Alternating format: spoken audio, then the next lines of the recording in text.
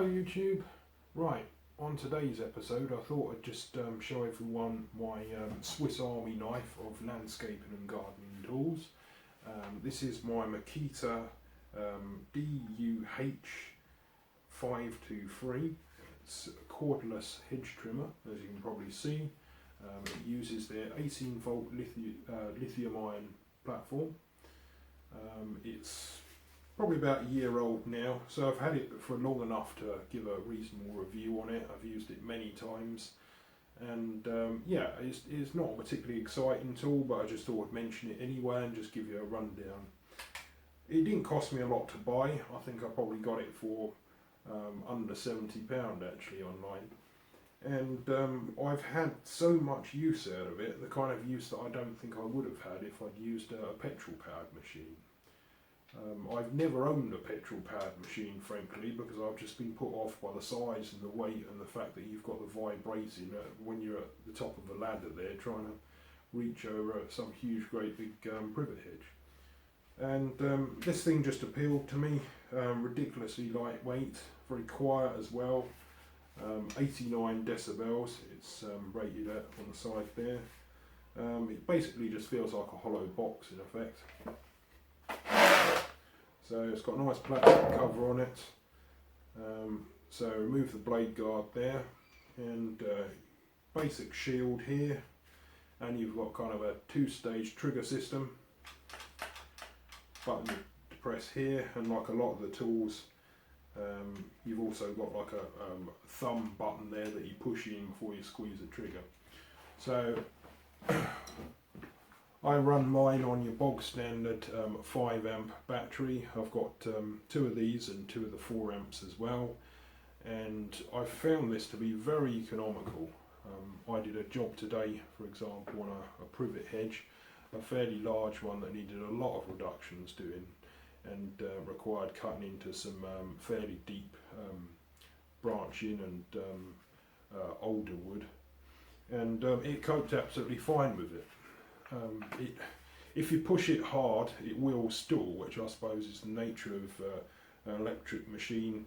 If you do jam into branches that frankly are probably too much for these little teeth to cope with, it's just too much for it. It's not powerful enough to break through, unlike a petrol engine. But that's really at the extreme end of the scale. This kind of machine, perfectly fine to use for doing routine pruning of well-maintained hedges and shrubs, and a reduction like I did today. Yeah, it can do it as long as you're sensible, and it's not going into really large branches. So yeah, to start the machine, slot this in. This is one of the starred batteries. Actually, I'll just show you that. So you've got a starred symbol. I don't know whether the camera can make that out. And likewise, you've got that symbol on here. So that's got the electronic limiting function to stop overload or overheat on the machine. And when it runs out of power, it will just cut out on you basically before the battery is completely drained. It also has an indicator light just on the top here, which I didn't actually realise until several months ago, when I actually bothered to read the instructions for the first time. And that light will come on red when it starts to get low. But yeah, I mean, these batteries have got the fuel gauge indicator on anyway, so it's not a big deal. I ran this for 2 hours, perfectly good on a 5 amp battery, and it's actually only used 1 out of the 4 bars on this. That was the exact battery that was used today. So to start the machine on, squeeze on one handle, push the thumb button in, press the trigger. Easy peasy, just one speed, no worries. So very simple machine to use, very safe, very lightweight. In fact, the blade just stops instantly as soon as I take my finger off the trigger.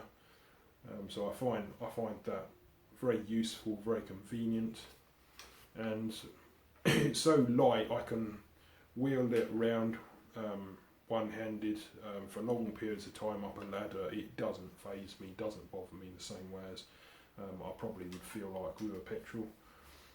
So I love this machine, very simple, very basic. It's pretty boring actually to talk about, but frankly it is a good investment both for an amateur and a professional. The only other thing I did pick up on reading the instruction manual is there doesn't seem to be any advice on sharpening the blades. The instruction manual reads as if it assumes that when the blade is blunt you just buy a replacement, in which case you undo all of these locking screws along the top here, slide it out, you can take off this mechanism off the back here, detach it from the motor, and then you just fit a new one in its place basically. So that's one thing to think about, although I think I am going to have a go at sharpening these blades sometime down the line when they get a little bit blunt. They're alright at the minute. I've used them for plenty of jobs and they still seem sharp enough to give a decent quality cut.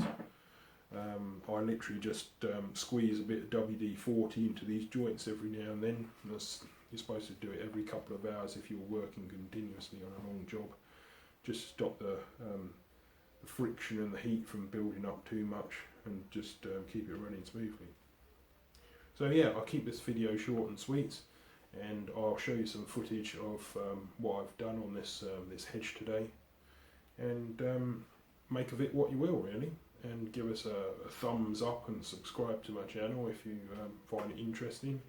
I'm also in the process of doing some trade featured t-shirts as well on my Teespring website, so I'll put a link to that down below as well, and any other links I think are relevant with regards to this hedge trimmer or any of the other products that I'm reviewing lately.